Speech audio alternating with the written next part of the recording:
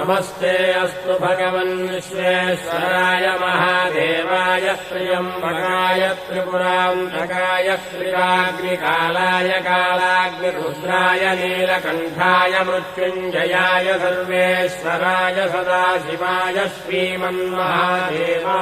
नमः।